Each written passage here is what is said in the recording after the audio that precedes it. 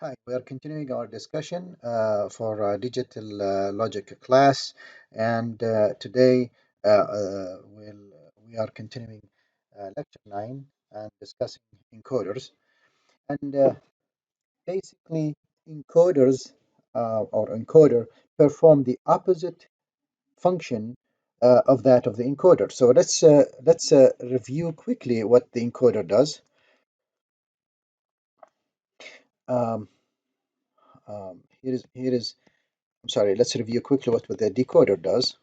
So the decoder basically, we have input, okay, and we have 2 to the n outputs. Okay, so this is n by 2n um, decoder. Example of that will be, for instance, if you have two inputs, A and B, four outputs, right? D0, D1, D2, D3. So we say that this is 2 by 4 decoder. Encoder performs exactly the opposite job where it receives 2n inputs and encode it into n outputs. So for instance, if we have a 2 by 4, so this is actually 2 to n by n. If we have a 4 by 2 encoder, we'll have uh, 4 inputs here, D0 all the way to D3, and two outputs A, B. Those A and B are really the encoded value. They encode D0 to D3. So this is D0, D1, D2. So for example, if you have here a value of 1001, okay, actually let's make it 1, 1, okay. So 1011, okay. um, well, let's not get into priority encoder. Let's just use the encoders, and we'll discuss the priority encoders later on. So if we have 1000, the D3, okay, will be encoded as A equals 1 and B equals 1. Why D3? Because D3 was activated, and 3 is encoded in the binary 1 1. Okay, so let's here give a more uh, or let's say a larger example. Suppose, for instance, here I have I want to design a decoder which is, for example,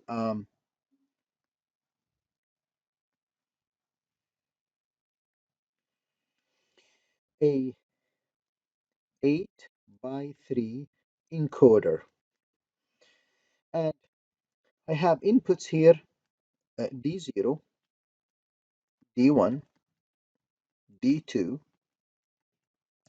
D3, D4, D5, D6, and D7. Clearly, I need three outputs. Um, let's use, for example, A, B, C. Okay, so this is 8 by 3 encoder. So basically, what we are trying to do here is to encode the values. Obviously, this is an encoder where it's not a priority encoder, it's a class encoder, and then so there is a restriction on it. Only one input is active, and only one, okay? Only and only one input should be active. So in this case, if we draw the truth table here, okay, so see, for example,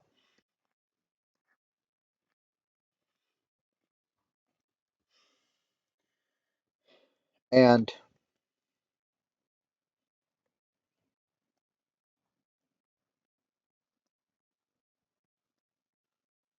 see here, um, D0, D1, D2, D3, D4, D5, D6, D7, okay, and now I have what? I have the output, okay, so output I have A, B, C.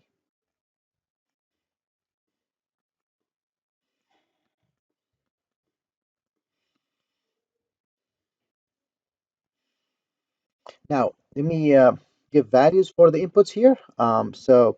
We'll have one active, and the rest are inactive. And this case, the encoding for A and B will be 0, 0, 0. That's the output. So now, suppose I have active D1, the rest are inactive, inactive means zeros, then we'll have 0, 0, 1.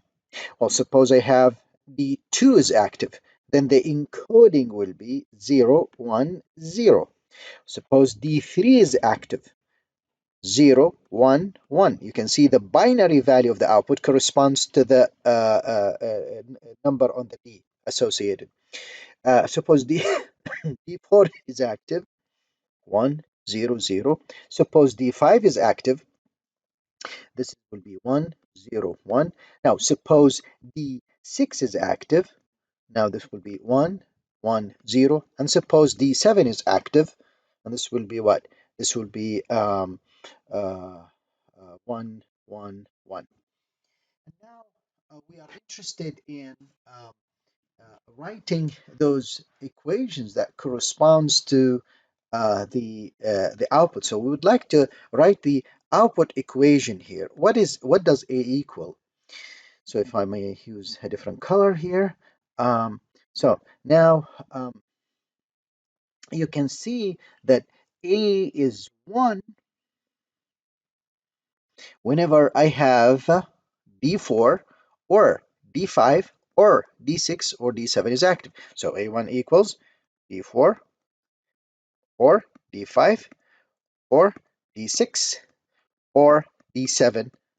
One of them, if it is active, then A should be 1. Well, how about now B? Okay, so let's see if we can pull a different color for B. Okay, now how about B? Well, B equals 1. You can see that this is where B is. All right, it is when D2 or one of the D2 or D3 is active, or or D6 or D7 is active. Okay, that's how I activate the output B. Now, um, what about C? Okay, let's diff a new color for C. Let's get a, for instance, okay. So C equals. So now you can see that here is C is 1, C is 1, C is 1, and C is 1. So C is active when I have D1 or okay, D3 or so D1, you can see that, or D3, you can see that, or D5, you can see that, or D6, you can, I'm sorry, D7, you can see that. Okay, so of course, clearly, if I want to draw the circuit for this, let me just draw the circuit, for example, for A, or so let's say, for example, for C. So C will be an OR gate, and we'll use four inputs of D1, D3, D5, and D7, and that will be C. Okay? Similarly, A and B. So what we have done here is we have designed an encoder, eight inputs, okay, by encoded by three outputs. This is the classic encoder and it has two problems. One problem is that we cannot have these equals 0, 0, 0. So if we have a 0, 0, 0, 0, 0, 0, 0, 0 here, then this is illegal. So string of zeros is illegal. And that's a very strong restriction on the design. Okay, now second problem. The second problem, you cannot activate more than one D. So you cannot have, for example, remember when I start my example by having more than D active as his, and let's wait for that. You cannot have, for example, 1 and 1 here. Well, because the encoder doesn't know what to encode. Should it encode the D0 or should it encode the D7? It cannot. So only one input is active, and that seems to be a very strong restriction. So all inputs are disabled is illegal. More than one input active is illegal. These are the restrictions of the classic encoder. Thank the designers for thinking of another alternative, which is the priority encoder. The priority encoder solves this problem.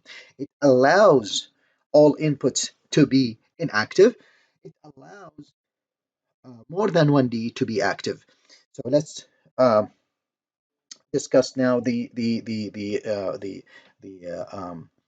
priority encoder. So the priority encoder, let's take for example here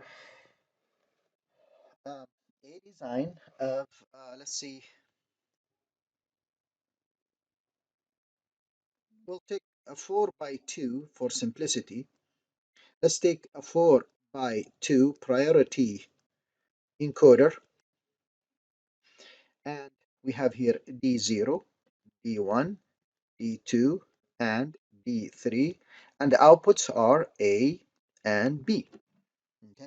Now we will have a third output, we'll call it V. And V indicates that that I have a string of zeros. So for example, it says that none of inputs is active. So whenever I have here a zero here, 0, 0 here, 0 at D0, and 0 at D1, and 0 at D2, and 0 at D3, V will be activating, telling the outside world, hey, I don't have active D. So this is a third output, more of a status output, not an output to encode the data. Okay. So let's see how we can describe the operation of this device. Um, if I may split my screen here for more of our organization.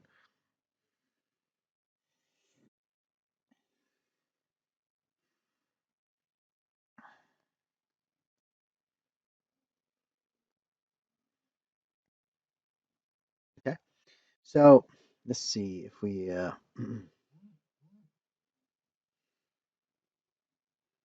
get my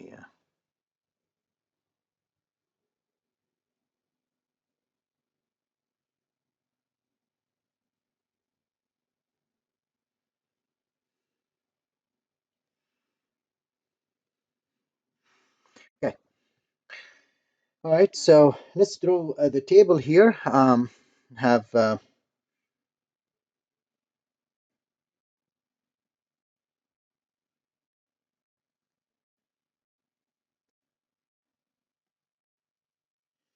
so D0, D1, D2, D3, Okay, so these are my inputs, and then my outputs are the, so let's extend this table here.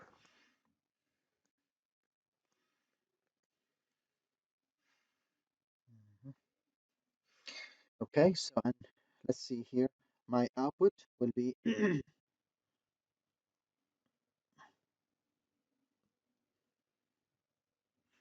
will be the valid bit and A and B. Okay, so if all inputs are zeros, then the valid bit says, hey, this output is not valid. The operation is not valid. I don't care about the value of the output.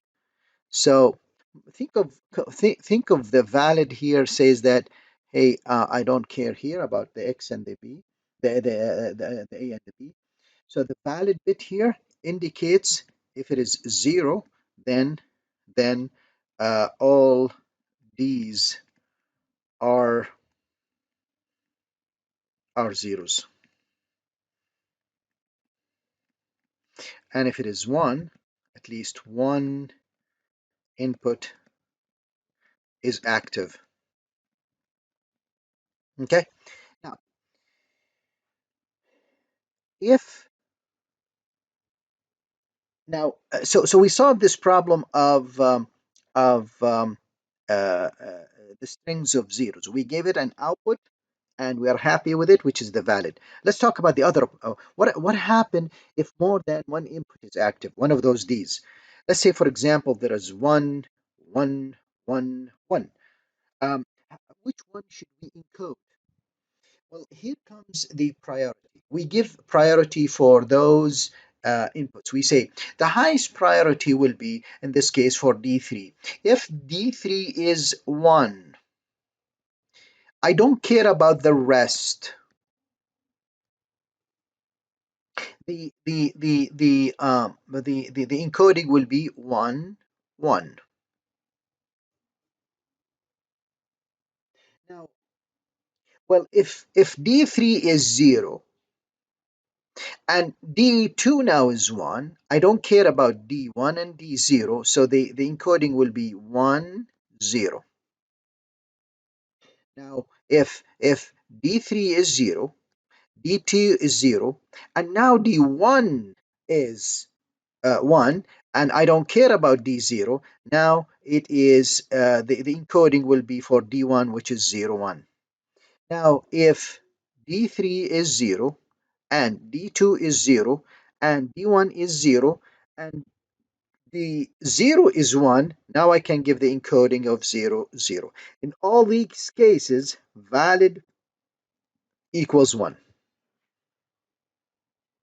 Now I need to complete the design, I need to find out the equation for the logic equations for these outputs, for the A, for the B, and for the valid. Let's get a color for the valid, green. So um, it's clear that valid is uh, is 1 whenever D0 is 1, or D1 is 1, or D2 is 1, or D3 is 1. It doesn't need a K-map for that. I mean, you can see that very clearly here. Um, okay, so that's for V. Well, how about for instance, if we think about the A. So let's draw a K-map for the A, and if we draw the K-map for the A, okay, so that we are drawing a K-map here for the A.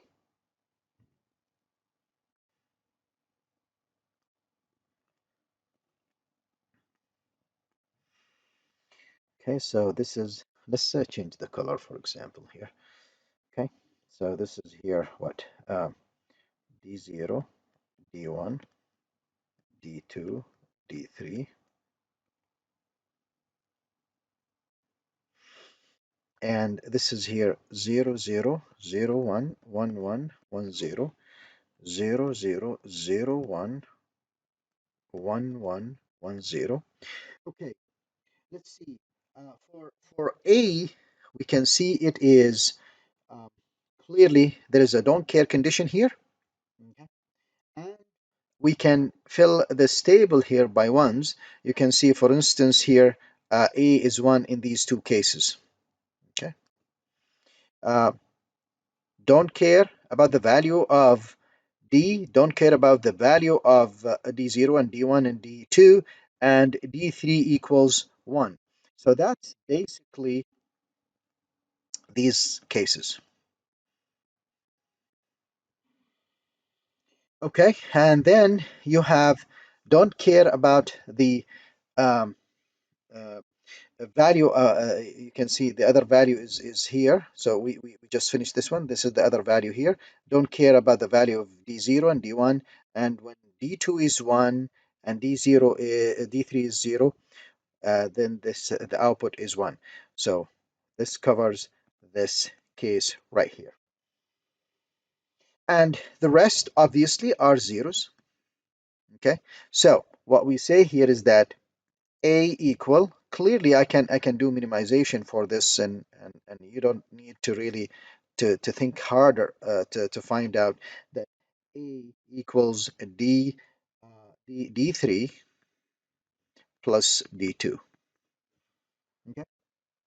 Now let's do the K map for the B now, and you can see that the B is 1 in this case and 1 in this case. So let's draw the K map for it.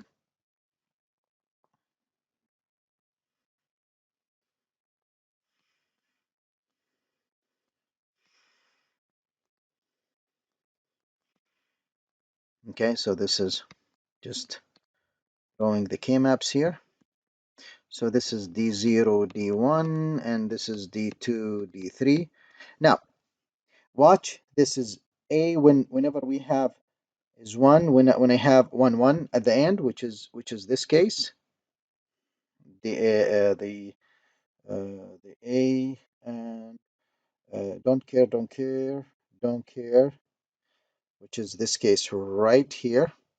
Okay, so the D3 is 1.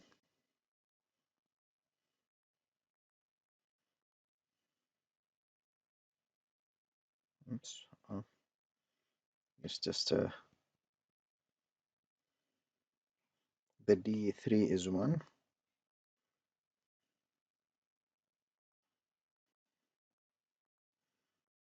Okay, all right, um, and then the other case, which is this is the one whenever I have don't care about the D0, and then I have the D1, D1 is 1 and 0 0. So D1 is 1 and 0 0. So this is the case right here. Okay, so now let's do minimization. Okay, so if I do this with the green color, for instance, um, so the minimization, I can minimize this, which is B equals what now? D3, right? Okay, and we minimize this, which is D1 and D2 prime. Okay. Now, what I could do here is I can design the circuit very simple. If I draw the circuit, so the V is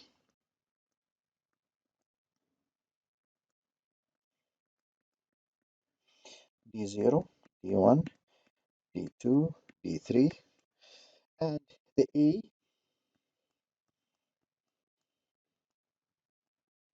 is D3, D2, and the B,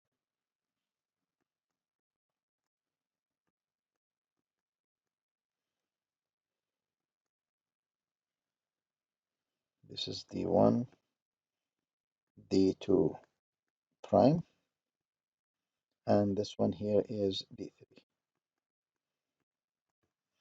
This is the B. That's the circuit for this design. Okay, so now let's go back to this here example and see what happened if I give 1 1 1. Well, it will be the V equals 1 and the A will be 1 and the B will be 1. So the priority, priority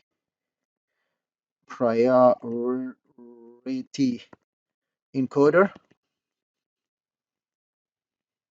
solve two problems. Number one, when all D's are zeros,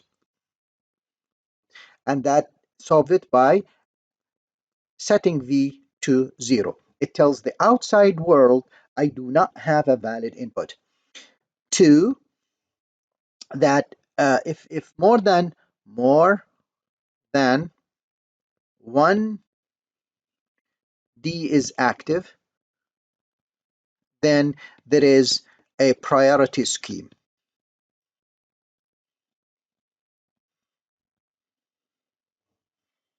which is outlined in this table. Okay, with this illustration, we have concluded the discussion for the classic encoder and the priority encoder. Thank you very much.